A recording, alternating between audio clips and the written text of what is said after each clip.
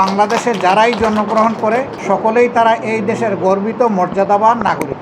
ধর্ম এখানে কারো অধিকার হরণ করতে পারে না।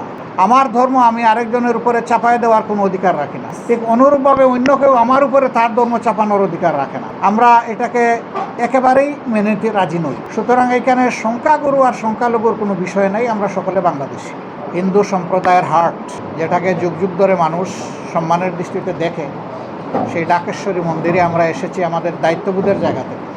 এই মন্দির এবং আপনাদের সম্প্রদায়ের বন্ধুরা সবাই মিলে আমাদেরকে যে সুযোগ সৃষ্টি করে দিয়েছেন, আমি আরেকবার আপনাদের সবাইকে ধন্যবাদ এবং কৃতজ্ঞতা জানাচ্ছি। এ দেশ আমাদের সবার। আমাদের সামনে একটা কথা মাঝে মাঝে আছে, সংখ্যালঘু সম্প্রদায়। আমরা আপনাদেরকে সাক্ষী রেখে বলছি, এটা আমরা মানি না। আমাদের বক্তব্য হচ্ছে, বাংলাদেশে যারাই জন্মগ্রহণ করে সকলেই তারা এই দেশের গর্বিত মর্যাদাবান নাগরিক। ধর্ম এখানে কারো অধিকার হরণ করতে পারে না। ধর্মে কে কোনটা গ্রহণ করবে বা অনুসরণ করবে, এটা তার নিজস্ব ব্যাপার। আমার ধর্ম আমি আরেকজনের উপরে চাপায় দেওয়ার কোনো অধিকার রাখি না, ঠিক অনুরূপভাবে অন্য কেউ আমার উপরে তার ধর্ম চাপানোর অধিকার রাখে না। আমরা এটাকে একেবারেই মেনে নিতে রাজি নই। সুতরাং এখানে সংখ্যাগুরু আর সংখ্যালঘুর কোনো বিষয় নাই, আমরা সকলে বাংলাদেশি। দেশে যখন কোনো সামান্য সমস্যা অথবা বড় সমস্যার সৃষ্টি হয়, তখন কিছু দুর্বৃত্ত সুযোগ সন্ধানী এইটা থেকে তারা ফায়দা লুটার চেষ্টা করে এবং তাদের অপকর্মের দায় তারা অন্যের ঘাড়ে চাপায়।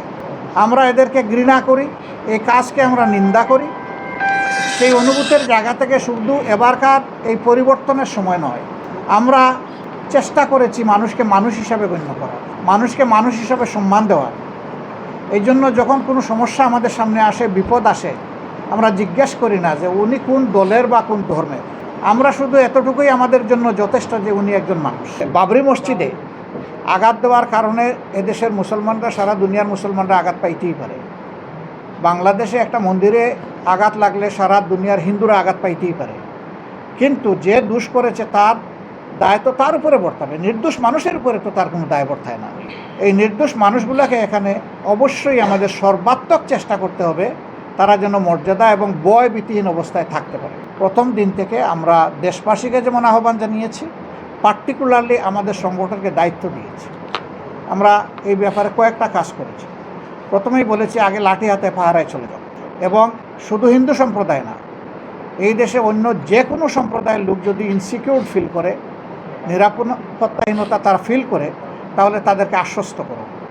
প্রয়োজনে তাদের সাথে তাদের বাড়িঘরে থাকার জায়গা দিলে থাকো, যে আমরা আছি, আমরা সবাই এক, আমরা ভাই ভাই।